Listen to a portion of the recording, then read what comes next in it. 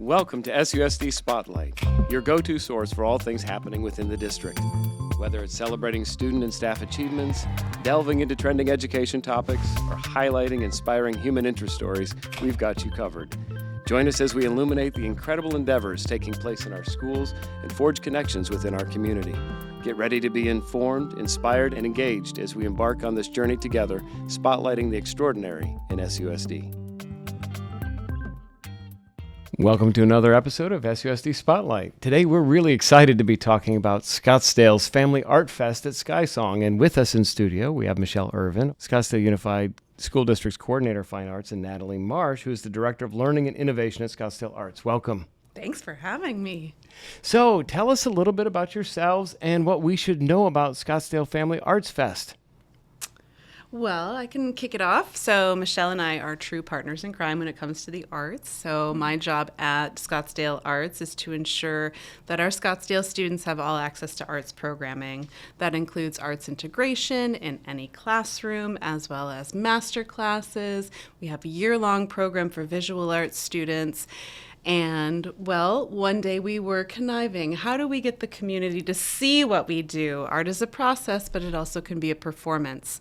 So we had the opportunity to have space at SkySong, and we turned it into a big celebration of the arts where we get every school in Scottsdale to come perform or have art, and we want every family in Scottsdale to also come and see the creativity that our community has. So I'm super excited to work with Michelle because she is integral into getting all of those teachers, all of those students, all of those performers, all of those artworks up at SkySong for our community to see. So Michelle, you've been with us a long time. Tell us about the different chairs you've been in and what you've been doing as the Coordinator of Fine Arts here.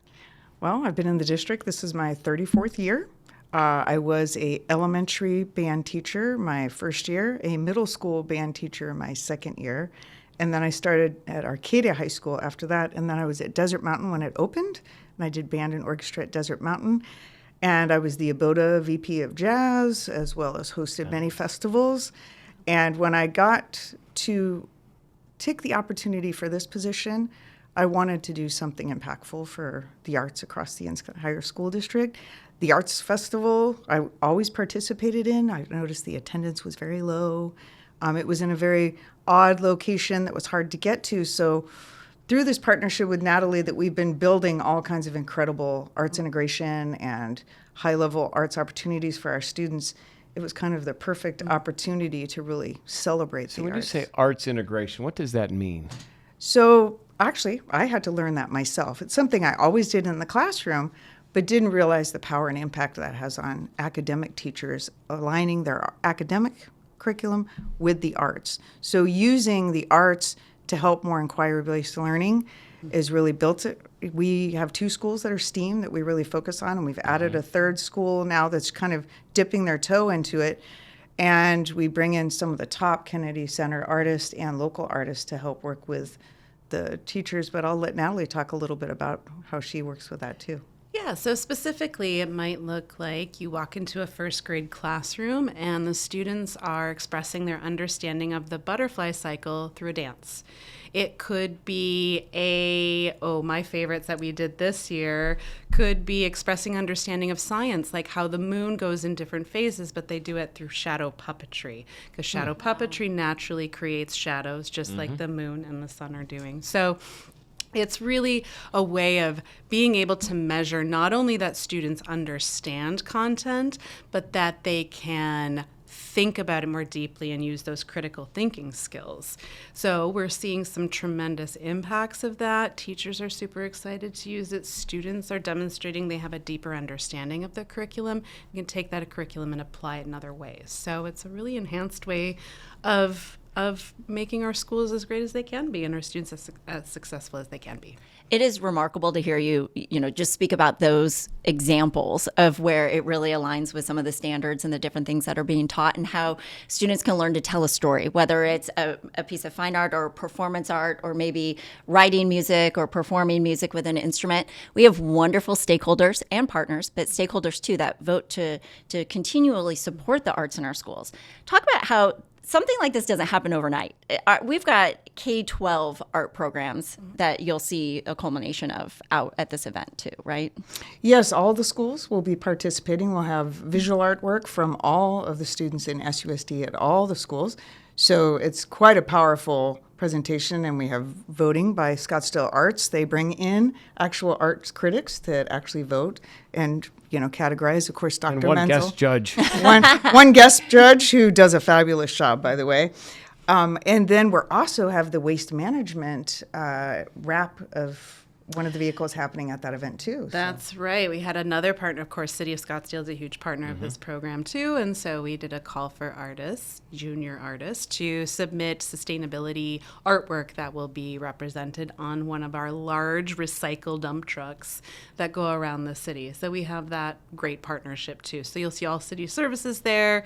We also this year are bringing 7 new vendors from around the community that offer arts programming, everything from Scottsdale Community College, Scottsdale Artist School, Boys and Girls Club. So really, it does take the whole community to make large partnerships like this happen and these kind of impacts. And there's a main stage and then sort of a smaller stage. So we get to see, I recall, like theatrical performances. We get to hear all kinds of singing, dancing, talk about a little bit of the performance art too. Right. We'll have bands, orchestras, choirs, string quartets. We'll actually have a steel drum ensemble this year.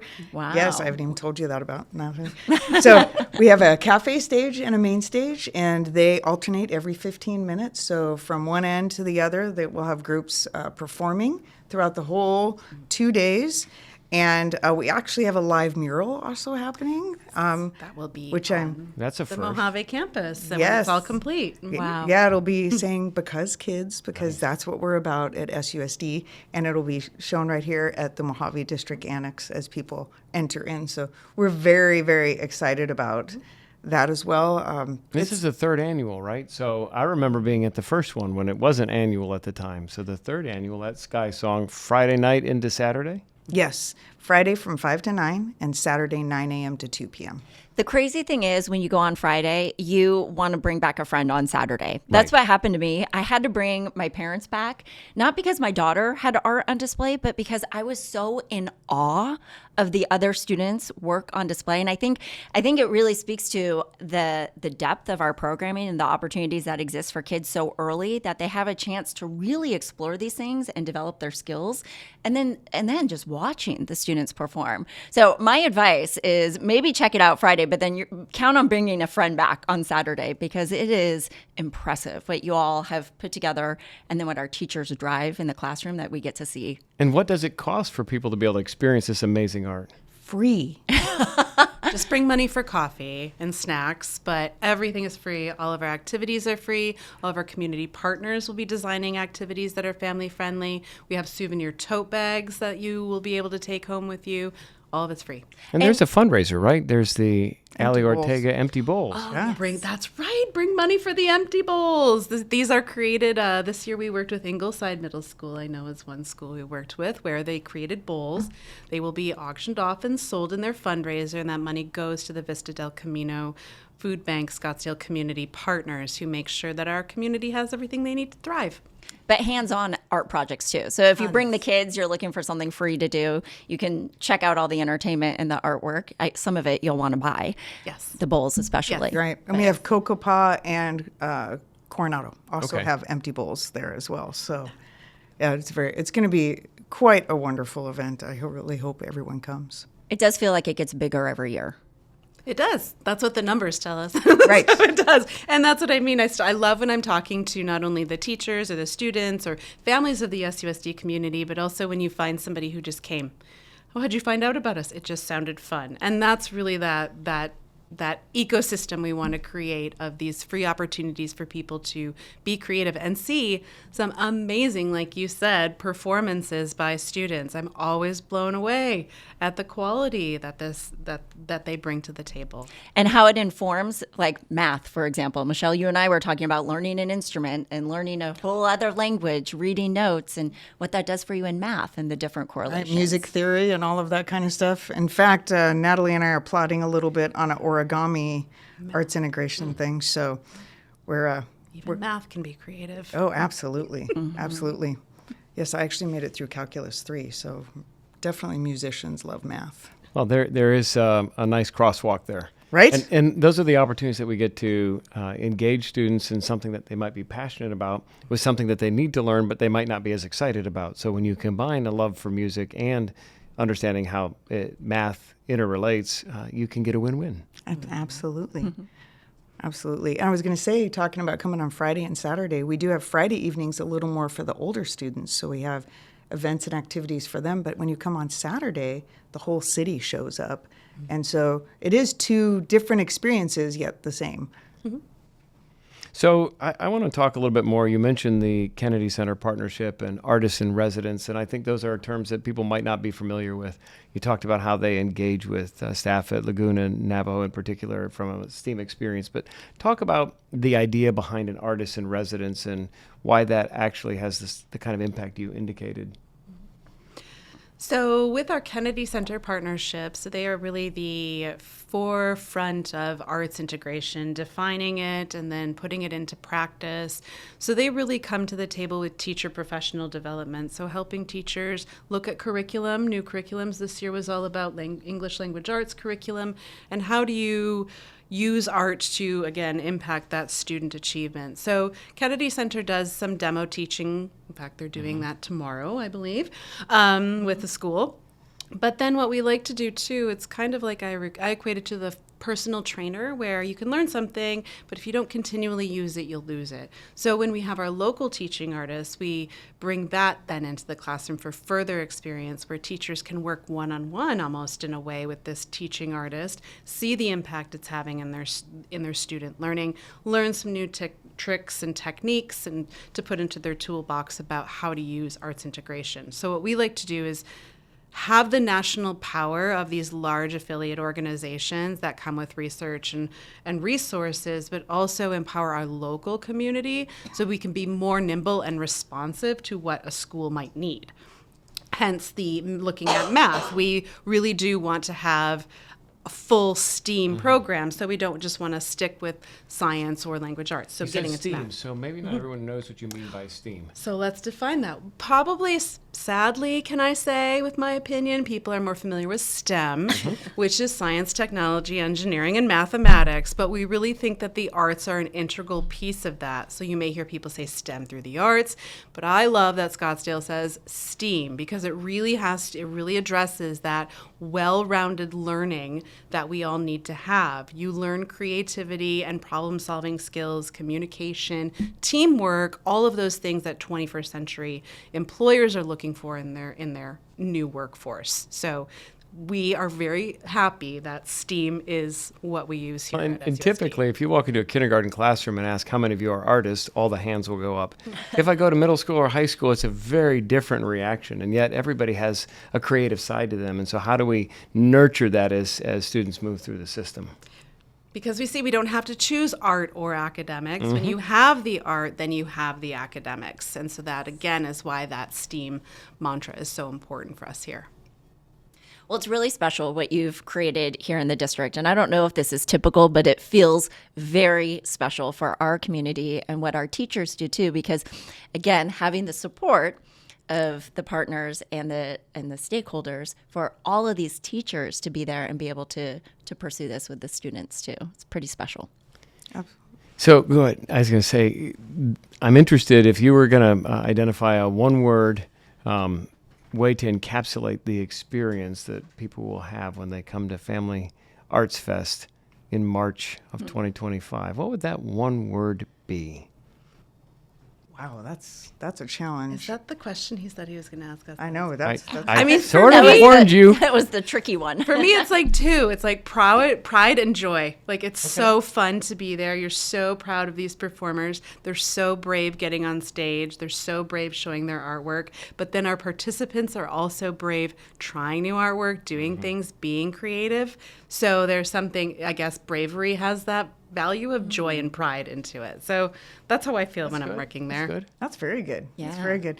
It's funny. It's like I lived my whole life on my passion for the arts, and it's kind of at that moment I feel my passion explodes, It's so great for me to see the whole city celebrating the arts. It's so great for me to see students just thriving and teachers thriving and celebrating them. So it's almost like we come to that one moment and we celebrate all their hard work the whole year. And we also tell students, congratulations for working really hard, accomplishing these great things. Nothing's better than seeing their parents and the students posing in front of their artwork, or the cheering audiences in front of the stage. It validates all their Yes. effort. Yeah, you just, their parents come up and thank me, and I'm thinking, oh my gosh, I just created a place for you to do this. It's what you do every day that makes it special. So that's where, I guess for me, I just feel full, right? Okay. Yeah. Christine? It's just a sense of awe.